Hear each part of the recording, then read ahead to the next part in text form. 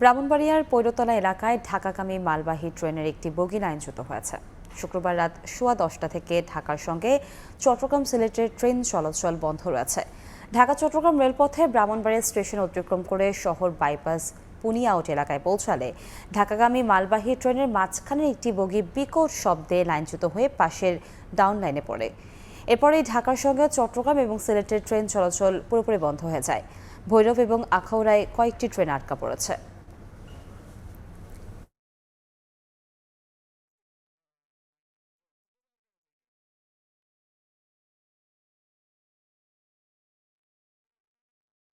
যাওয়ার পথে হঠাৎ করে একটা আওয়াজ হইলো, আওয়াজ হওয়ার পরে দেখলাম একটা কন্টেনার কাটিয়ে পড়ে গেল।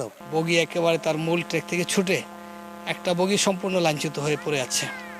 এতে করে পাশের যেই চট্টগ্রামমুখী লেন ট্রেনের সেটার উপরে এসে পড়ে, ফলে উভয় দিকে ট্রেন চলাচল এখন বন্ধ। উদ্ধারকারী ইঞ্জিন এটা আছে যে আখাউড়ার থেকে আসবে, তারা অলরেডি প্রিপারেশন নিচ্ছে।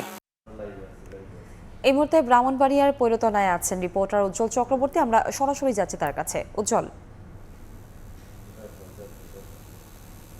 ঢাকা চট্টগ্রাম রেলপথের ব্রাহ্মণবাড়িয়া শহরের বাইপাস পুনিয়াউট এলাকায় চট্টগ্রাম থেকে ঢাকাগামী মালবাহী একটি কন্টেনারে একটি বগি লাঞ্ছিত হয়ে ঢাকার সাথে রাত 10:15 থেকে চট্টগ্রাম এবং সিলেটের ট্রেন চলাচল বন্ধ রয়েছে। আপনাকে জানেন কি, ট্রেনটি যখন ব্রাহ্মণবাড়িয়া রেলওয়ে স্টেশন অতিক্রম করছিল ঠিক সেই মুহূর্তে কিন্তু মাঝখানের একটি কন্টেনারের বগি কিন্তু লাইনচ্যুত হয়ে ছিটকে পড়ে। এরপর থেকে কিন্তু ঢাকা চট্টগ্রাম রেলপথে কিন্তু সব ধরনের ট্রেন চলাচল বন্ধ হয়ে যায়, অর্থাৎ ঢাকার সাথে সিলেট এবং চট্টগ্রামের ট্রেন চলাচল সম্পূর্ণ বন্ধ থাকে। এখনও পর্যন্ত সেই বন্ধই কিন্তু আছে। আপনি দেখছেন যে ট্রেনটি দুর্ঘটনা কবলে পড়েছে, সেই দুর্ঘটনা কবলিত ট্রেনের যে অংশটুকু ছড়িয়ে ছিটিয়ে আছে এবং বিচ্ছিন্নভাবে পড়ে আছে, এবং কখন সেই লাইন চালু হবে এখনও পর্যন্ত নিশ্চিত করে বলা যাচ্ছে না, কেননা এখন পর্যন্ত উদ্ধারকারী যে রিলিফ ট্রেনটি সেটি কিন্তু ঘটনাস্থলে এসে পৌঁছায়নি। তবে আমরা যেমনটা খবর পেয়েছি অল্প সময়ের মধ্যে সেই ট্রেনটি ঘটনাস্থলে এসে পৌঁছাবে।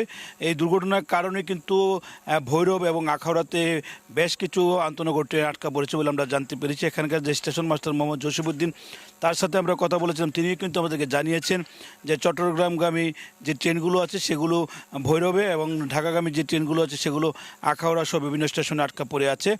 উদ্ধারকারী ট্রেন আসার পর এখানে উদ্ধার তৎপরতা শুরু হবে, অর্থাৎ রাতভর সেই উদ্ধার অভিযান চলবে। সকাল নাগাদ হয়তো ট্রেন চলাচল স্বাভাবিক হতে পারে বলে আমাদেরকে জানিয়েছে। আমার কথা বলেছিলাম এখানকার যে রেলওয়ে নিরাপত্তা বাহিনীর দায়িত্বে যিনি আছেন সুব্রত বিশ্বাস, তার সাথে তিনি বলছেন দুর্ঘটনা পরপরই কিন্তু তারা দুর্ঘটনাস্থলে ছুটে এসেছেন এবং এখানে জানমালের যে নিরাপত্তা সেই নিরাপত্তাটুকু তারা দায়িত্ব পালন করছেন। এখানে আর যারা দায়িত্ব পালন করছেন এখানে স্থানীয় বাসিন্দার সাথে আমরা কথা বলেছিলাম, তারাও কিন্তু বলছেন যে দুর্ঘটনার যখন ঘটে তখন কিন্তু বিকট শব্দে কিন্তু ট্রেনটি একটি লাইন থেকে অপর একটি লাইনে বিচ্ছিন্ন হয়ে পড়ে, যার কারণে কিন্তু আপ এবং ডাউন লাইন দিয়ে কিন্তু ট্রেন চলাচল বন্ধ থাকে। অর্থাৎ ঢাকার সাথে চট্টগ্রাম এবং যে সিলেটের ট্রেন চলাচল এখন পর্যন্ত বন্ধ হচ্ছে, যদিও এখন পর্যন্ত উদ্ধার তৎপরতা শুরু হয়নি। তবে কখন নাগাদ উদ্ধার তৎপরতা শুরু হবে সেটি কিন্তু রেলের পক্ষ থেকে স্পষ্ট করে আমাদেরকে জানানো হচ্ছে না, যার কারণে কিন্তু একটা অনিশ্চয়তার মধ্যে কিন্তু উদ্ধার তৎপরতা নিয়ে থেকে যাচ্ছে।